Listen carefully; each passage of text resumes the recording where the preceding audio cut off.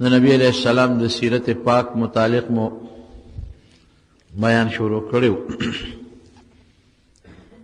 کوم غټ غټ واقعات یې هغه مې درته بیان شروع کړو. 9 هجره کې د رجب میاشت و زبرګې میاشت چې ورته وایي.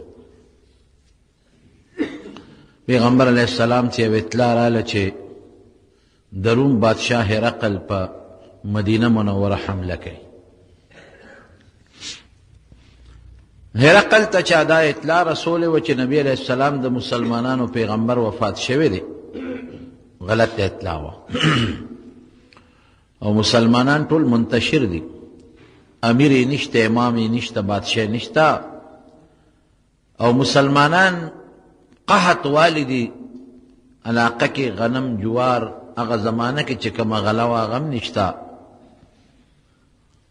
نو منتشر دي، مشرم نشته او اوږي دي، قحط هم دی. نو دا د حملې مناسب وخت دی که ته په مسلمانانو حمله کوې نو ټول به دې فورا تابع شي او به تښتي، علاقه به قبضه شي. هرقل د 40,000 کسانو لښکر تیار کړ، 40,000.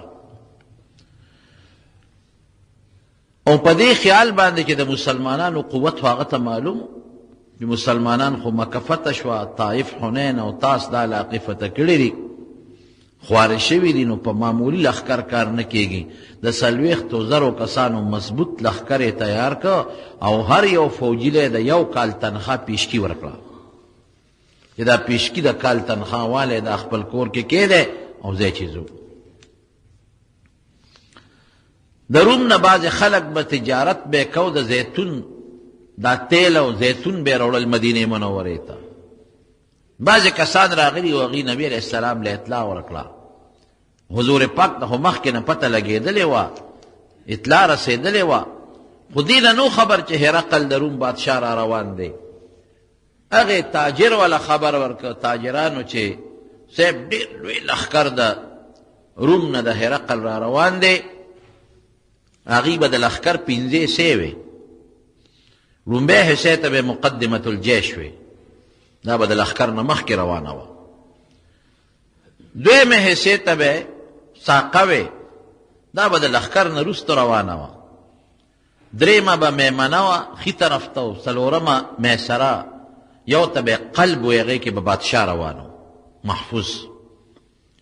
نو دې سوداګرو ورته ووایي چې صاحبه مقدمة الجیش چې د لښکر د هرقل کوم هغه لومبنۍ حصه ده بلقا ته را رسېدلې ده، ډېر لوی لښکر دی.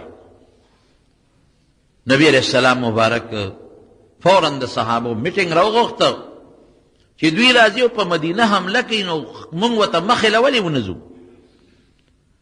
میټینګ یې راوغوښته. بخاري شریف کې حدیث دی چې کله به نبی علیه السلام چې ته غزا لته نو ښکاره به نه وی چې دشمن ته پته ونه لګي، توریه به کوله. او دې ځل یې ښکاره اعلان وکړو چې د روم بادشاه را روان دی، ما ته اطلاع رسېدلې ده، 40,000 لښکر مضبوط. زما اراده داسې ده چې دوی له مخې له ورځو، یا خو به ویرېږي او به تښتي، یا به مخه کې جنګ وکړو، راځي په مدینه حمله کوي. صحابه ټول تیار شو. موسم سخت د ګرمۍ و، سخته ګرمي وه. نو منافقینو دا پراپیګنډې جوړې کړې، مدینه منوره کې منافقین هم هغوی پراپیګنډې جوړې کړې، لا تنفروا فی الحر، چې دې ګرمۍ کې څه کوئ چې ځئ، او سخته ګرمي ده، دې ګرمۍ کې وتل نه دي پکار، ځان په زور وجل نه دي پکار. که رالل او حمله وکړه خو دلته به ورسره مقابله وکړو، او که را نغلل خبره خلاصه شوه. نو واقعي سخته ګرمي وه. قرآن شریف کې الله فرمایي لقد تاب الله علی النبی والمهاجرین والانصار الذین اتبعوه فی ساعة العسرة. الله ډېر لوی رحمت نازل کړی دی، ډېر لوی رحمت په پیغمبر، په مهاجرینو او په انصارو. هغه مهاجرین او انصار چې په سخته حالاتو کې د ګرمۍ په دا سخت موسم او سیزن کې دي، د خپل ځان او د خپل مال او د بچو پروا ونه ساتله او د پیغمبر علیه السلام تابعداري یې وکړه. توبه په عربی کې رجوع ته وایي. دا سړی چې توبه وباسي چې زما توبه ده دی الله ته رجوع کوي. تاب الله الله ته چې نسبت وشي نو مراد ته نه رحمت نازلول دي، توبه قبلول. توبه قبلول دی چې الله رحمت راولېږي، دا د خدای یو رحم دی. توبه قبلول الله عظیم رحمتونه نازل کړل په پیغمبر او په مهاجرینو او په انصارو چې په دا سخت وخت کې او سختو حالاتو کې د حضور پاک اتباع وکړه. سخت حالات خو یو ګرمي ده، منافقینو به مزه ګورې سخته ګرمي ده. الله وی قل نار جهنم اشد حرا، د دې ګرمۍ نه د جهنم ګرمي ډېره زیاته ده. چې د لږ غوندې تکلیف او ګرمۍ باندې د دوزخ د اور د ګرمۍ نه بچ کېږي، شکر وباسئ. محنت نه بغیر خو کار نه کېږي. که یو سړی وي ګرمي ده او غنم نه کرم څه به خوري؟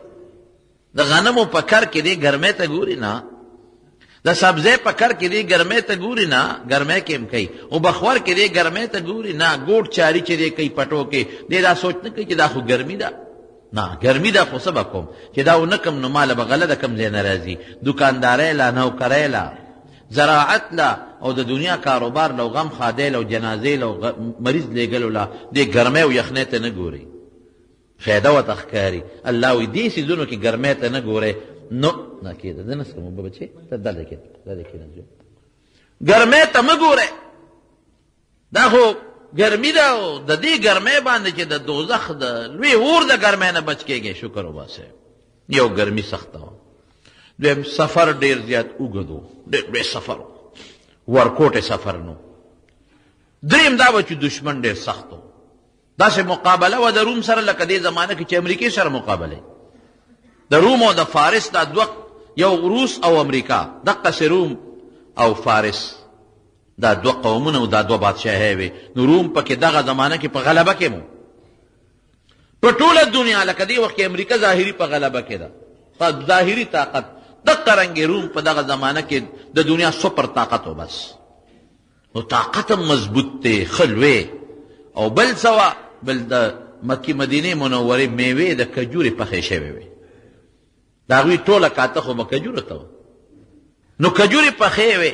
نو منافقینو دا پراپیګنډې وچلوله چې ګرمیم ده، سفر هم ډېر اوږد دی، دشمن هم ډېر قوي مضبوط دی، او زمونږ ټول کال دې کجورو ته کتلي. نو که موږ لاړو نو دا کجورې به ودوړېږي چې موږ راځو سپمني. نو څه به خورو، څه به کوو؟ دا پراپیګنډې چلول شروع کړل. صحابه دې ته نه ګوري. او بل مسلمانانو سره طاقت هم کم دی، کسان ډېر دي، شکر دی، اسباب نشته. دا واحد هغه غذا ده چې نبی کریم صلی الله علیه وسلم کولاو پکې چنده غوښته، اعلان یې وکوي که څوک پکې مدد کولی شي نو وکړي. جومات دپاره، مدرسې دپاره، جهاد دپاره، د مسافرو دپاره، د مسکینانو دپاره، یا یو سړی مړ شو څوک یې نشته د هغه د کفن دپاره چنده غوښتل، دا جایز دی، مسنون دی. دا یو طریقه ده، یوازې جایز نه بلکې د نبی علیه السلام د دې طریقې نه معلومیږي چې دا سنت دی. دا هغه حرام سوال کې نه راځي. حرام سوال د خپل ځان د مالدارېدو دپاره او د خپل ځان د ملکیت دپاره د بل نه پیسه غوښتل، دا خو ځان له نه غواړي، دا خو ته جهاد له غواړي، دا خو ته جومات له غواړي، مدرسې له غواړي، مسکینانو له غواړي، فقیرانو له غواړي. څوک مړ دی بې کفنه دی، کفن له غواړي، یا یو سړی غریب دی څه وس یې نه کېږي هغه له غواړي، پروا نشته، دا خیر سنت دی. حضور پاک کېناسته اعلان یې وکړه چې دې کې مدد وکړي. دا هغه جهاد دی چې حضرت ابوبکر صدیق او حضرت عمر فاروق رضی الله عنهما دواړو یو بل سره پکې مقابله وکړه. حضرت عمر فاروق رضی الله عنه دې وخت د مالدار و، همیشه به د حضرت ابوبکر سره زما په نیکو کې مقابله راتله. وی ما وی چې نن به د حضرت ابوبکر نه نمبر وړم، لاړم کور ته چې څومره مال و غونډ مې نیم کرو مې له نبي علیه السلام ته مې کېښود، نیم مې پرېښو بچو ته او نیم مې حضور پاک ته کېښود.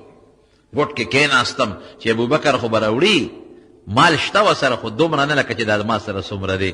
دې کې حضرت ابوبکر صدیق لاړ هغه مال راوړه کېښود. حضرت ابوبکر صدیق څومره مال راوړی و؟ هغه هم څه لږه نه وه، 4,000 درهم یې راوړي، 4,000 درهم دی راوړل کېښودل. خو د هغه نه د عمر دا نیم مال ډېر و. نبی علیہ السلام خو پوه شو، خیارو وحی کېږي، کشف کېږي، فوراً یې تپوس وکړو عمره دلته راشه، څومره مال دې راوړی دی؟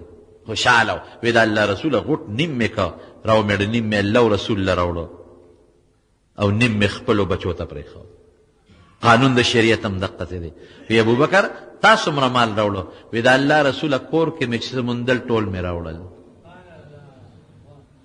بچو ته دې څه پرېښودل؟ ماشومانو ته دې څه پرېښودل؟ کور کې دې څه پرېښودل؟ وی الله او رسول مې ورته پرېښود. خبره خلاصه ده چې الله شته او رسول شته، رسول الله نو غمونه د څه دي؟ هېڅ فکر نشته. الله د هر چا نه مخکې دی. په توکل کې د حضرت ابوبکر صدیق توکل هغې انداز ته رسېدلی دی چې هغې ته څوک نشي رسېدی. حضرت عمر څه وایي؟ ما وی چې باس نن نه پس به د حضرت ابوبکر صدیق سره په نیکو کې مقابله نه کوم. مال د حضرت عمر ډېر دی، اخلاص یې هم ډېر دی. نیم مال راوړل څه وړه خبره نه ده، دا ډېر لوی اخلاص دی. لیکن د هغې په مقابله کې د حضرت ابوبکر صدیق رضی الله عنه اخلاص ډېر زیات. 4000 درهم یې راوړل، میدان کې وغورځول. عبدالرحمن ابن عوف رضی الله عنه 200 اوقیې سپین زر راوړل. 200 اوقیې سپین زر چې د هغې نسب ډېر شی مال جوړېږي، تقریبا 8000 درهم ته جوړېږي، دا هغه راوړل. او حضرت عثمان رضی الله عنه 300 اوښان راوستل. 300 اوښان. اوښ ډېر قیمتي شی دی، هغه زمانه کې موسم ډېر قیمتي شی دی. 300 اوښان یې راوستل سره د کتو نه، چې کتو ته هم ضرورت نشته.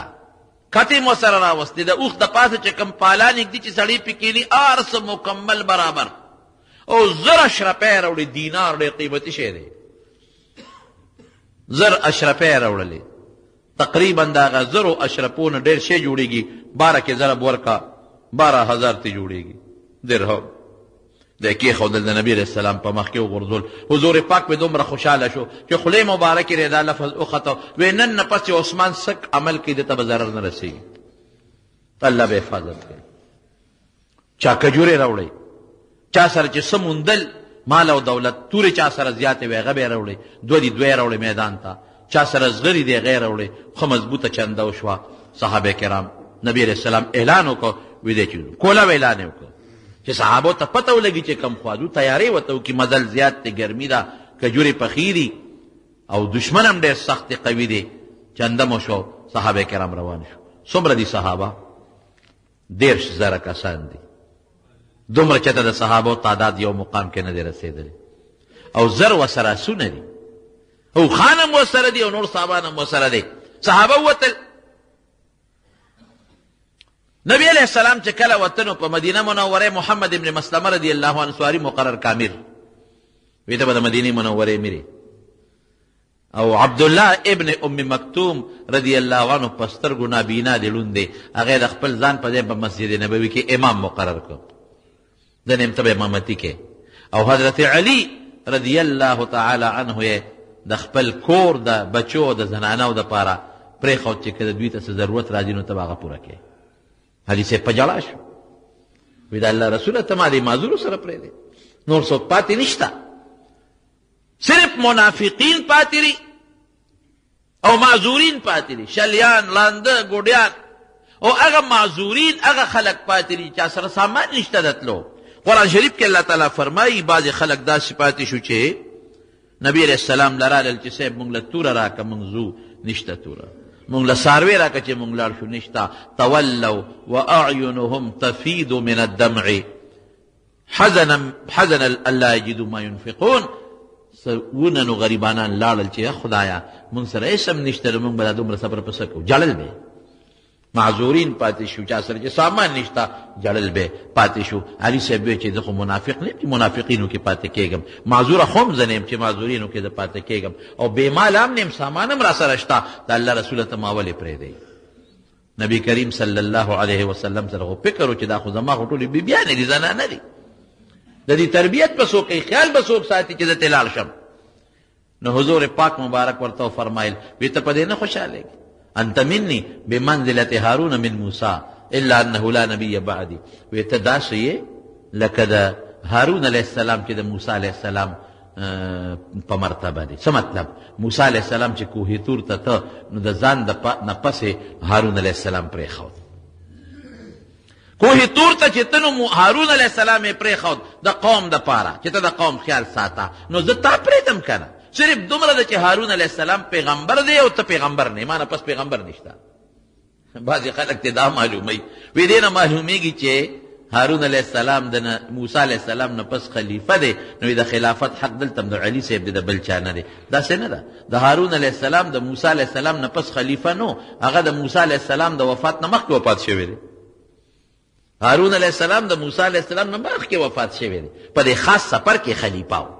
دغه رنګې په دې خاص سفر کې نبی کریم صلی الله علیه وسلم حضرت علی صاحب د خپل اهل عیال خلیفه که، مطلق نه، ځکه د جماعت امام که مکمل خلیفه وی نو بیا امامتي به هم ته سپارلې وه، امامتي عبدالله ابن ام مکتوم ته سپارلې ده. او د مدینې امیر گورنر یې د خپل ځان په ځای مقرر کړی دی محمد ابن مسلمه.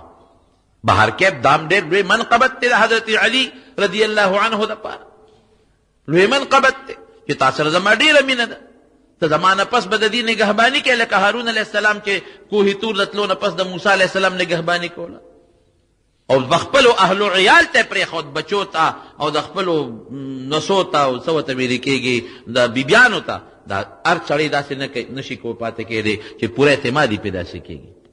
حضور پاک لاړ، صحابه هم لاړل، لښکر ووت. حضرت ابوذر رضی الله عنه وی یو اوښه ورا سره ډېره ټپه وه، وی چې خبر شم ګیا مې ورته شروع کړه چې دا به سربه شي او په دې به زه ځم د دې هرقل خلاف دې جنګ له به ځم، جهاد له به ځم. وی خوند دې ونه کړه، اوښه تکړه نه شوه. وی دې کې ما وی چې دا خیر دی، زما دا اوښه داسې ده چې دې ته باندې ګیا خورم، نو که نبي علیه السلام رانه ومځي ځان به ورپسې وررسوم. وی حضور پاک لاړ، صحابه هم لاړل. وی زما اوښه د کار نه شوه، تکړه نه شوه. بس وی خپله کونټۍ مې راواغېسته او څادر مې واغېسته او پیاده ور روان شو. څومره لوی سفر، تبوکه پورې سوونه کیلومیټر مزل دی، پیاده روان شوم. او پیاده په داسې تیزۍ لاړم چې صحابه خو په څاروو سواره دي، څه به کوم. نبي علیه السلام پسې ځان ور ورسو لار کې، حضور پاک ته مخامخ شو. ابوذر وی صاحب ځان مې در پسې راورسو. وی ښه ابوذر ته به یوازې ژوند تیری، یک تنها به ستا زندګي به ژوند به دې وي او یوازې به مرې، یک تنها به مرې، څوک به در سره نه، او قیامت پر ورځ به یک تنها د قبر نه پاسې او جنت ته به هم یوازې داخلېږي. خو هغسې وشوه. حضرت ابوذر رضی الله عنه الله یو جذبه ورکړې وه د نبي علیه السلام چې دا څومره احادیث دي چې د دنیا نه د بې رغبتۍ دي، زهد، بس په هغې عمل و چې چا به کور جوړو دی به ورغې ټس به یې وله ورکو. وي ځان له آخرت ولې نه ګټې چې کور جوړې. که چا به ښکلې جامه واچوله ده به په کونټۍ ټس ورکو. وي دا جامې خو سبا درنه پاتې کېږي، مرې ته داسې کې. که چا به ښکلې تجارت شروع کو، ها دنیا دې غوره کړه.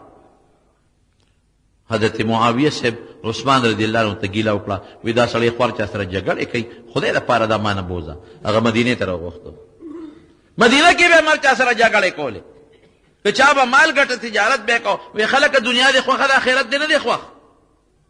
عثمان رضی الله عنه ورته وی ته ربضه ورته وایي یو ځای دی د مدینې نه بار، وی ته مهرباني وکړه هلته وځه. هر چا سره دې جګړې شروع دي. هلته ربضې ته لاړ. چې ربضې ته لاړ، یو یې بیبي ده او یو دی دی، ټوله زندګي په ربضه کې تېره کړله. چې کله بیمار شو که نه او ناجوړه دی، نو ښځه ورته وایي اوس به څه کوم، څه چل د سره وکړم.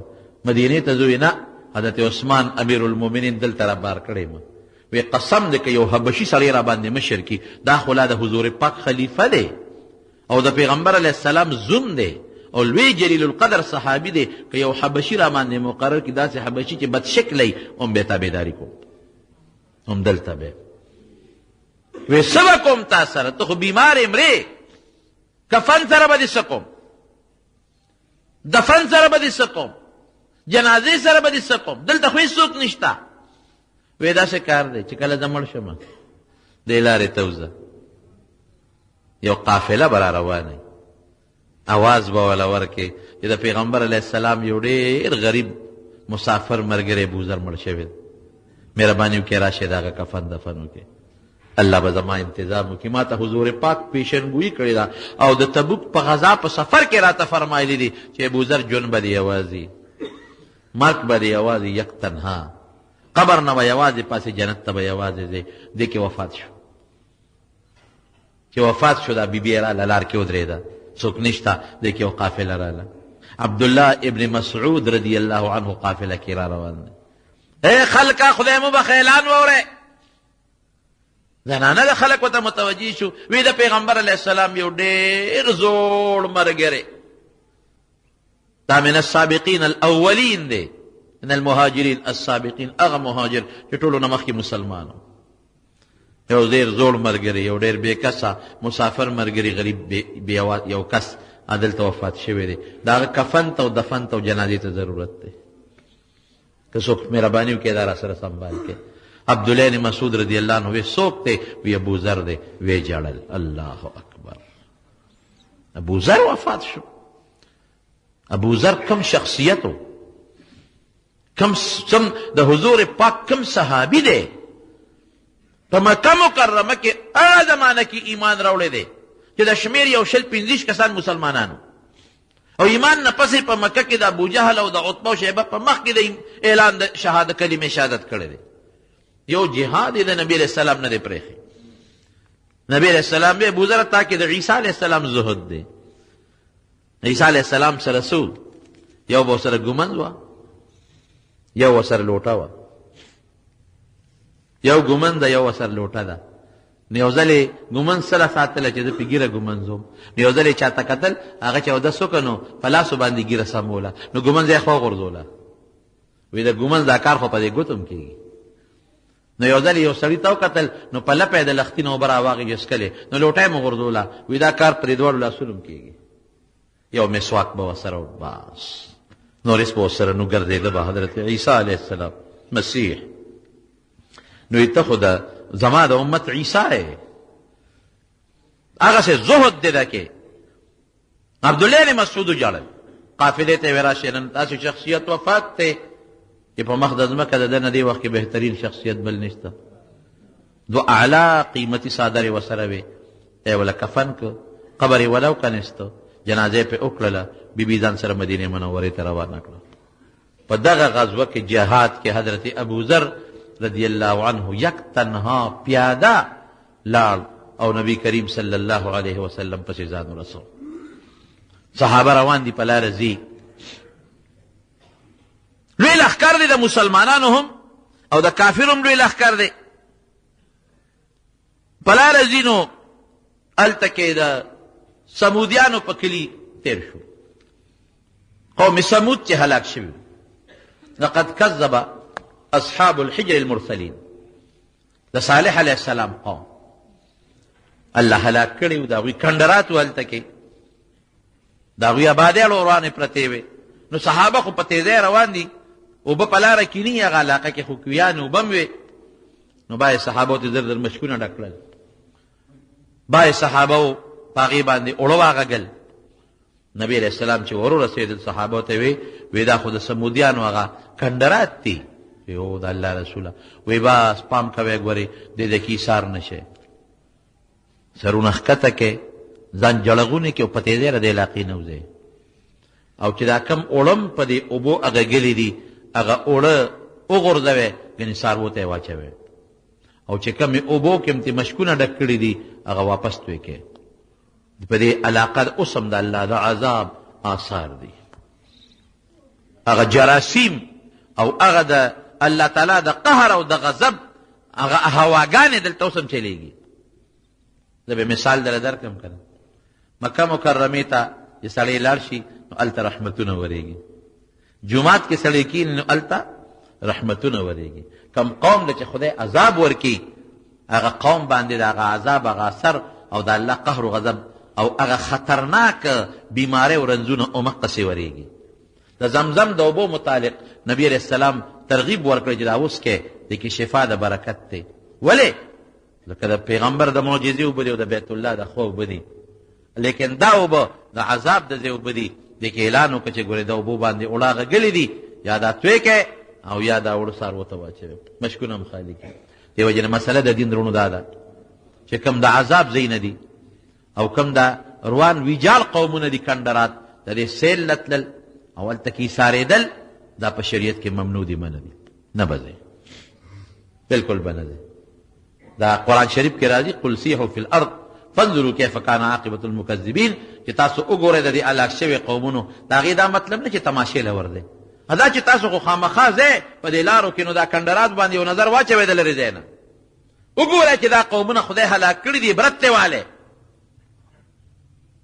د خدای د قدرت مقابله څوک نشي کولی نو نبی علیه السلام دې نه منع کړې ده د دې کنډراتو سیل له خلک دي اکثر او خلک سیاحت له ځي او ګرځي پکې دا د عذاب ځای نه دي ممکن د داسې اثرات هلته اوس هم موجود وي د خدای د قهر و غضب چې ته هلته ورشې هغه اثرات هغه خطرناک جراثیم هغه خطرناکه بیماري ستا وجود ته را منتقل نشي ستا وینې ته منتقل نشي ته به هم ناجوړه شي ممکن د هغې وینې نه سبا بچي پیدا شي په بچو کې ورې خطرناکه بیماري چلیږي نو چې کم قوم کم ځای هلاک شوی دی هلته اوسېدل د هغه ځای وبس کړل هلته د سیل و سیاحت دپاره تلل او د هغې تماشې کول دا په شریعت کې ممنوع دي منع دي نبی علیه السلام چې تیر شو په هغه ځای صحابو ګیله وکړه وایي د الله رسوله اوبه نشته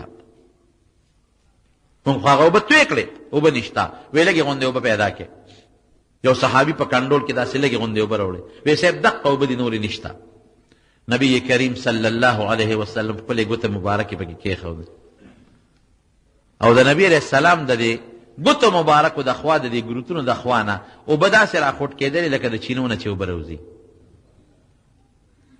دغه صحابه چې 10,000 کسانو 30,000 خوله لري زر ورسره څاروي دي دا ټول پې سیراب شو مشکونه هم ترې ډک کړل دا یو معجزه ښکاره شوه یو ځای کې نبي علیه السلام دمه کوله اوښه مبارکه روکه شوه چې اوښه روکه شوه نو کافرانو پراپګنډې وکړې وی دا څنګه پیغمبر دی د اسمان د حالاتو نه خبرېږي او د اوښې نه دی خبر بله اوښه ورته نه ده معلومه خلک ورپسې ګرځي حضور پاک ته چې اطلاع ورسوله وی صاحب دا کافران خو دا پراپګنډې کوي نبی علیہ السلام پاسید وی ټیک وی ما ته اس علم نشتا زه اس نه نیم خبر مگر که ما ته الله اطلاع راکړي کشف راته وکړي زړه ته واچوي یا د وحی په ذریعه ما له اطلاع راکړي نو په دې زما علم راځي نور زما علم نشتا البته الله راله اوس علم راکړه زما اوښه په پلان کې دره کې د هغې پړې په یو اونه کې انښتې دی او اوښه هغې سره بنده ده د اطلاع خدای راکړه ورشئ په هغه دره کې هغه اونو کې وګورئ زما اوښه به ولاړئ چې صحابه ورلل همغسې د اوښې هغه پړې په یو دغه کې نښتې اونه کې زور یې کو خو را خلاصولی نه شو اوښه یې راوسته ګرمي ډېره زیاته وه انتهایي و دوړه د ګرد و غبار دی واقعي چې دوړه ګرد و غبار زیات شي بیا ټوخی او زکام هم لګي تب هم راځي صحابو شکایت وکړی صاحب ډېره زیاته ګرمي ده او ډېر زیات تاو دی او ډېره لویه دوړه ده نبی علیہ السلام الله ته سوال وکړو یا الله باران را باندې وکړه زما په دې ملګرو باران وکړه خو دومره نه چې زما ملګرو ته په لار تلل دشواري او ګراني اسان غوندې باران وکړه الله د شپې نه باران وکړه داسې نرۍ شبنم غوندې باران وشو چې دوړه هم ختمه کړه لکه دا زمونږ دا باران چې دا روز نیمه کم وشو دوړه هم ختمه کړه ګرد و غبار هم ختم شو او د صحابو ته تل هم آسان شو بهر کیف نبی کریم صلی الله علیه وسلم په دغه تکلیف کې ورسېد تبوک ته چې تبوک ته ورسېد هرقل خبر شو چې زه خو ما خو ته خو چا دروغ ویلي چې د مسلمانانو پیغمبر وفات شوی دی خو هغه د ما پسې دلته راغی او ما ته خو چا دروغ ویلي چې قحط دی او قوم منتشر دی او خو ټول قوم سره ما پسې راغی او چې هرقل خبر شو نو تښتېد سره د خپل لښکر نه واپس روم ته وتښتېد نبی کریم صلی الله علیه وسلم له خدای ډېره لوی بهادري ورکړې وه په تبوک کې 6 شپې ورته تېرې کړې 6 ورځې پته تېرې کړې 6 ورځې ډېر شی دی لږ نه دی دې دپاره یې 6 شپې تېرې کړې چې یاره بیا راځي لیکن دی رانغې وتښتېد او ګیر چاپېره چې څومره علاقې وې نبي علیه السلام هلته وفدونه ولېږل د 10 کسو 20 کسو یو قوم ته بل قوم ته بل قوم ته بل قوم ته خدای د هغې په برکت باندې ګیر چاپېره چې څومره قبیلې وې او باندې د جومات اجازت راکوي جومات جوړو وی دا مسجد قبا چې شته نه وي بعضې وخت کې باران وي چقړې وي خټې وي هغې ته موږ نه شو تللی نو موږ له اجازت راکړه چې یو جومات جوړ کړو نبي علیه السلام ته یې جوړ کړ یو جومات یې جوړ کړه رالل حضور پاک ته وی صاحب پکې د برکت دپاره راته مونځ وکړه. د منافقینو دا مقصد و چې د جومات په بانه به مونږ ځان دپاره یو ځای جوړ کړو او په هغې کې به د مسلمانانو خلاف میټینګونه کوو او د مسلمان خلاف به زمونږ یو اډی. نو راغلل نبی علیہ السلام پسې وی صاحب جومات هم جوړ کړ، اوس ته راشئ او 2 رکعاته مونځ پکې د برکت دپاره وکړه. نبی علیہ السلام ورته وفرمایل نو که د خدای خوښه وه دا لفظ یې پکې استعمال کړه، که د خدای خوښه وه نو بیا به پکې درته مونځ وکړو.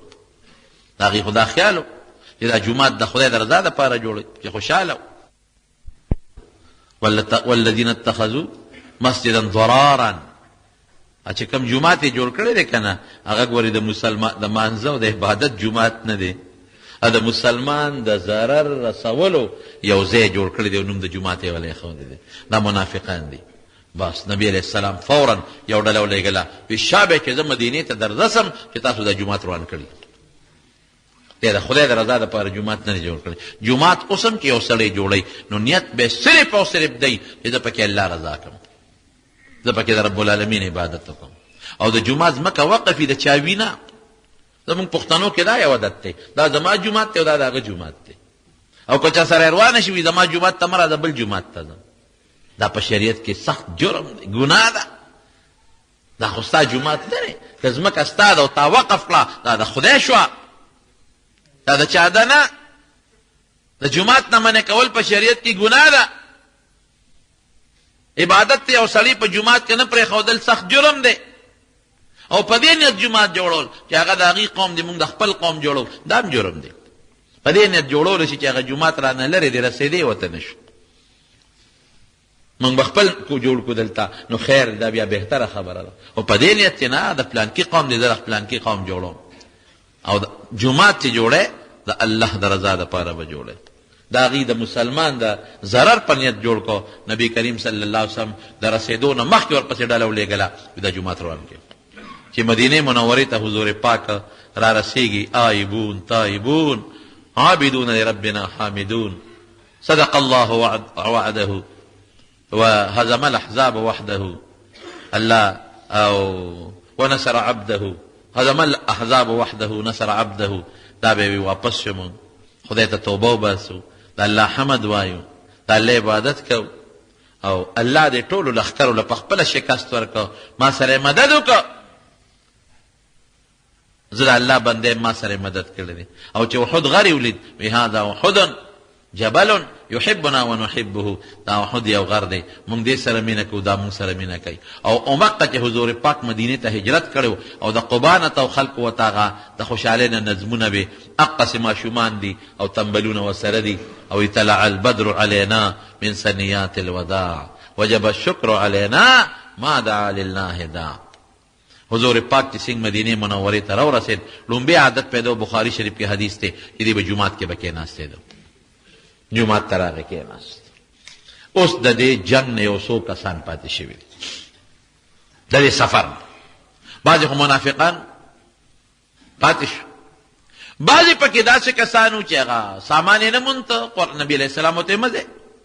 بعضې معذوره، یو 3 کسان سوچه مسلمانان ته پاتې شوي دي، 3 کسه سوچه.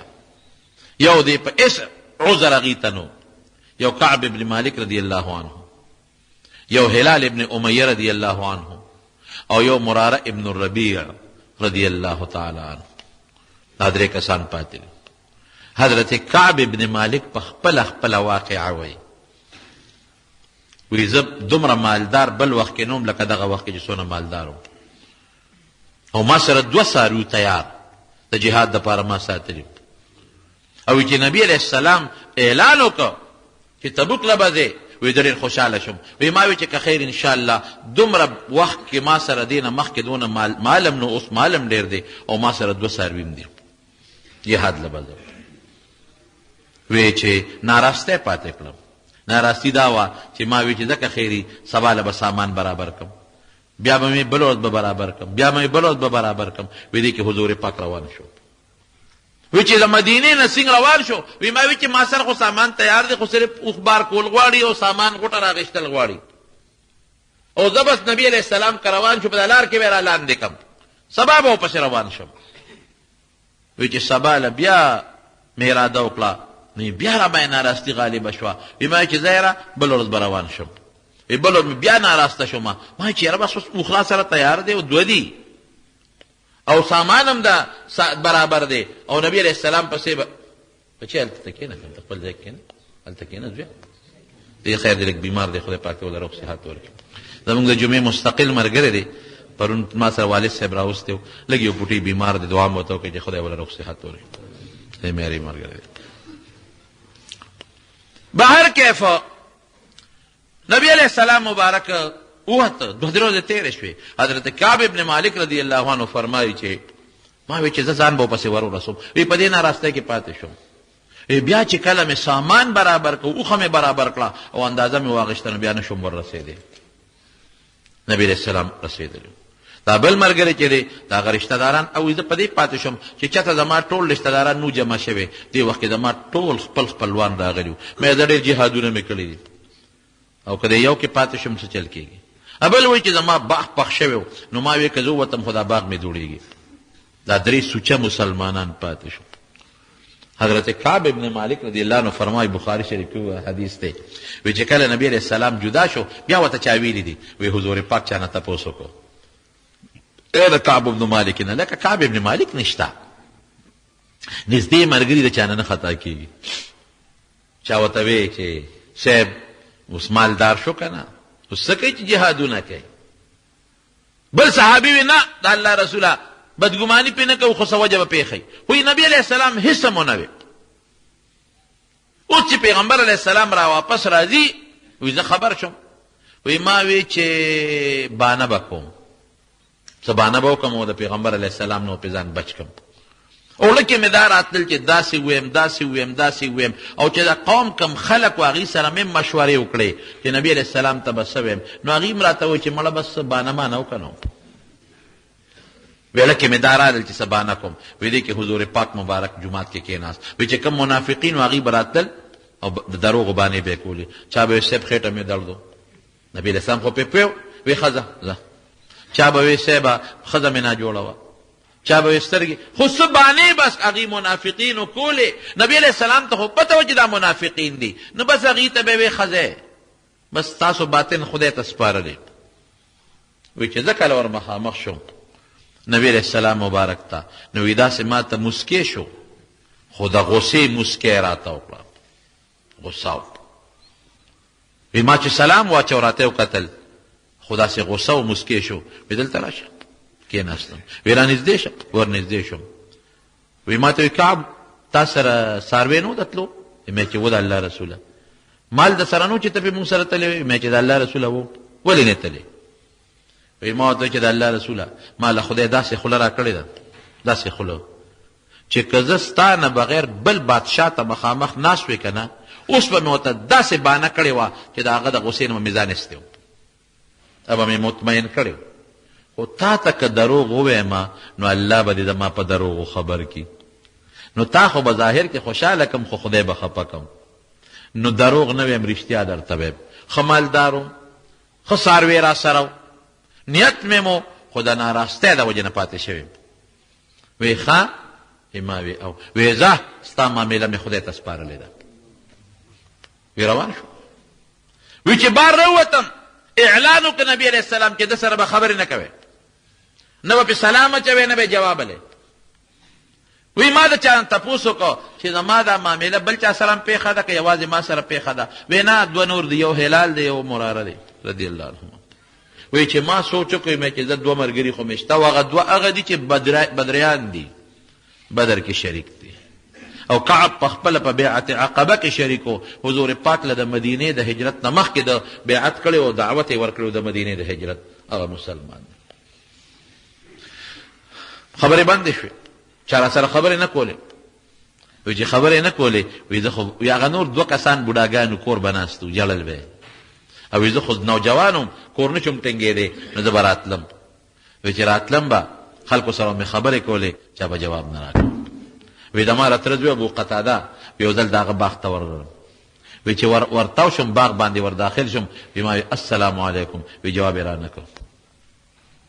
وی ما چې تا ته ویم که نه وی خو یې رانه مخ واړو خپل څکله تر زوی مې ملګری مې وی ما ورته چې ابو قتاده تا ته سلام اچوم زما جواب ولې نه راکې وی غږ نه کوي وی ما ورته وی چې تا ته زه مسلمان نه ښکارم وی هغه راته چې موږ ته څه پته لګي وی چې دی وی زړه مې یو درد وکړه چې یا خدایه زما په ایمان کې هم د خلکو شک شو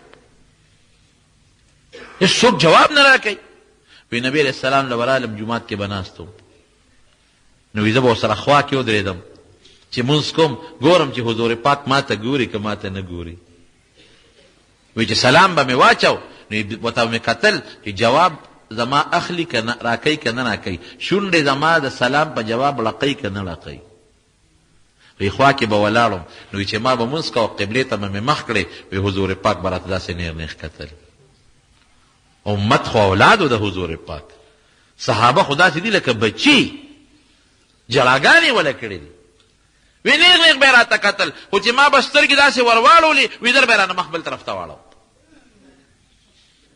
وی دې کې ورځې تېرېږي نبي علیه السلام اعلان وکړه چې دا درې واړه چې دي دوی ته د ښځې نه نږدې کېږي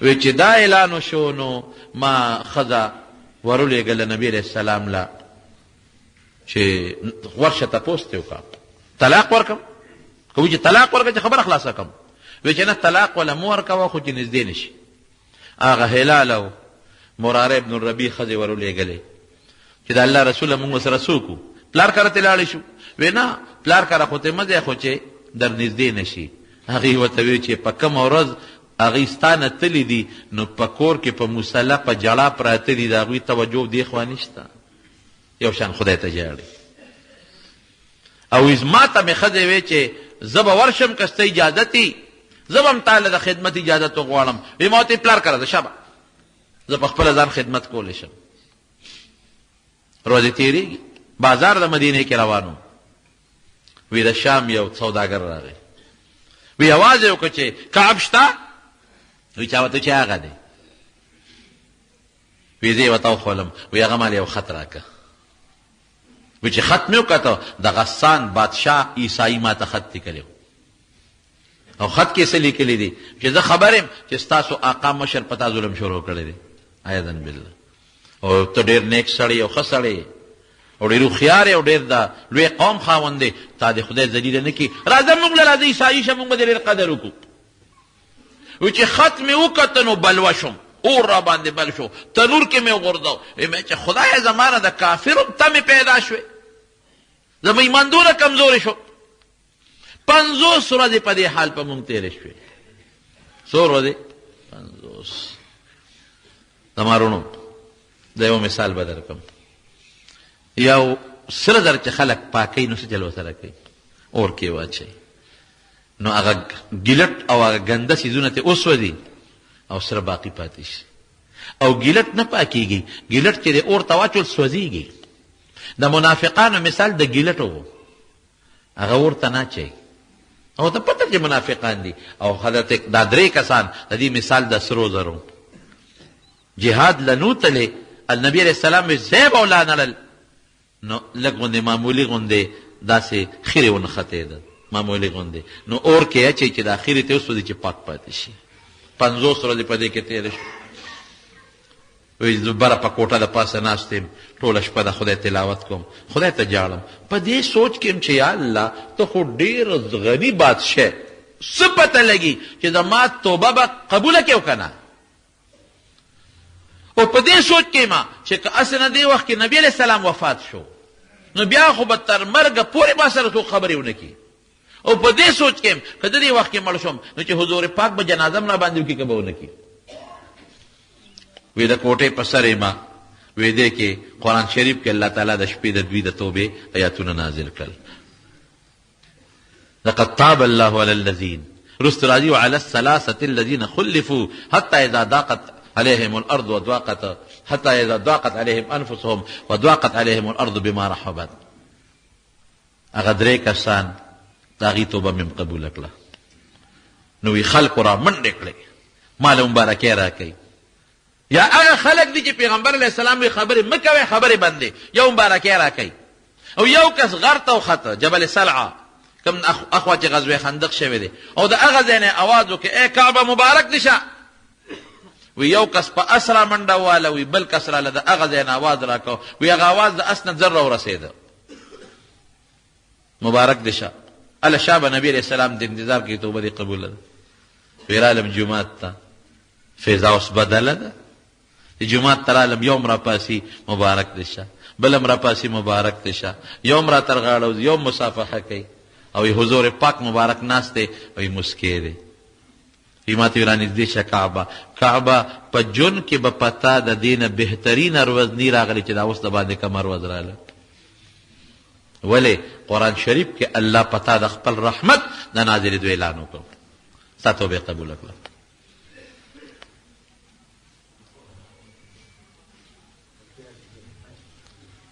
نو زمارونو د نبی علیہ السلام د سیرت په باب کې خدا د یو جهاد واقع شو لیکن ورسره د صحابه د دین لپاره د خدمت اندازه به تاسو لګولو چې صحابه د دین په لار کې څومره مهنت او مشقت کړي دا به تاسو معلومه کړي.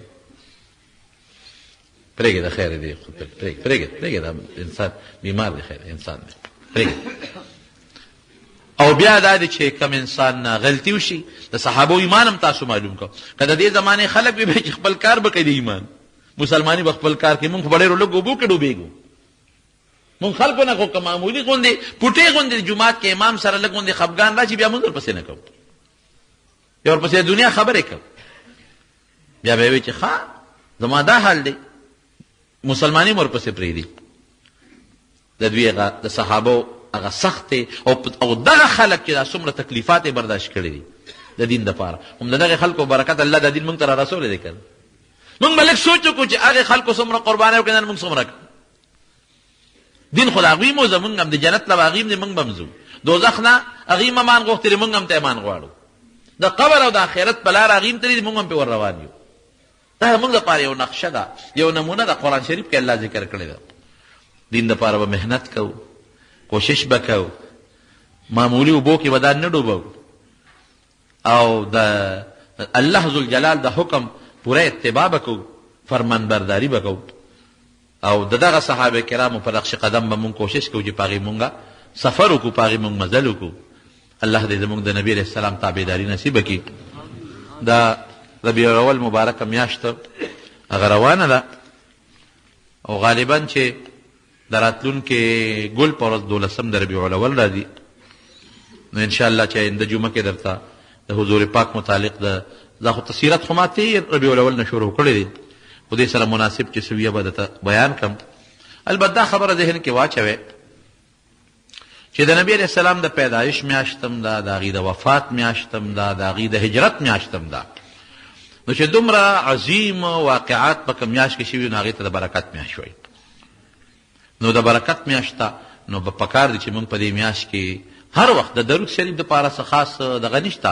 د جمعې دروازې درود شریف فضیلت زیات راغلی دی په جمعې دروازې او نور خاص په حدیثو کې د میاشتو متعلق ذکر نشته چې دې میاشت کې درود شریف زیات فضیلت لري او دې کې کم لري خو بیا هم چونکې د حضور پاک د ولادت مبارک میاشت ته او د هغې د وفات هم ده د هجرت هم ده نو لږ مهرباني کوئ درود شریف پکې زیات وایي په دې نیت نه چې د الله د طرف نو د پیغمبر د طرف نه ما ته حکم دی چې دې میاشت کې زیات وایه.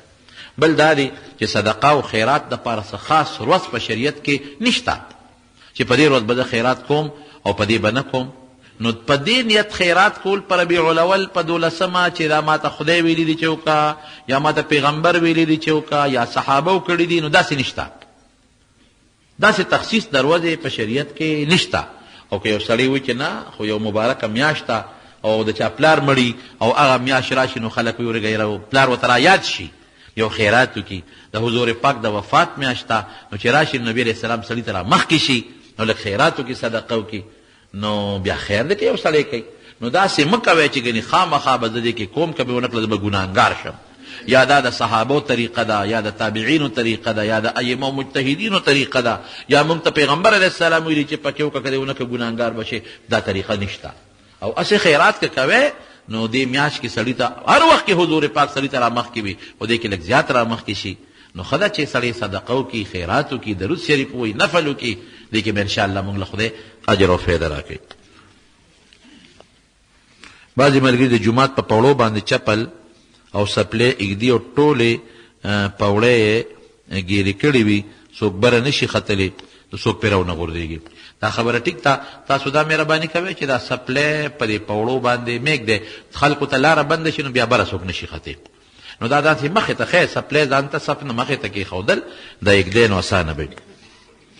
یو ملګری دی هغه د مونږ دا کیسټ حبیب الله نومې دی، هغه مور بیماره ده، الله دې ولا روغ صحت ورکړي. دا بل ملګری څه مشکلات دي ورته، الله دې مشکلات په خیر باندې بدل کړي. او موبایل باندې ایډوانس کې پیسې راغوښتل څنګه دي؟ خیر دی، دې کې څه بدیت نشته او دا څه میلمانۍ د سوات څه پریشاني ده، الله دې پریشاني په خوشحالو بدله کړي. او 12 د ربیع الاول کې پیدایش د نبی علیه السلام راجح دا دی چې یا 8 دی یا 9 دی، او په 12 کې بعضې حضرات وایي چې وفات د نبی علیه السلام شوی دی. دې د بچو لپاره دعا غواړه، دې ور نیکمرغه صالحه بچی ورکړي.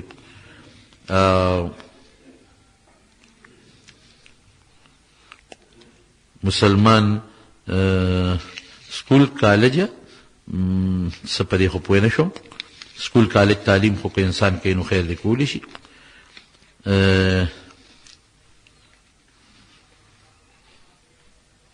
انسان د شپې غوټه پې نه شو، غټه بې اودسي حاصله شي، سهار پاسې خوب نه پاسېدو دعا ویلی شي که نه؟ دعا ویلی شي، تلاوت به نه کوي.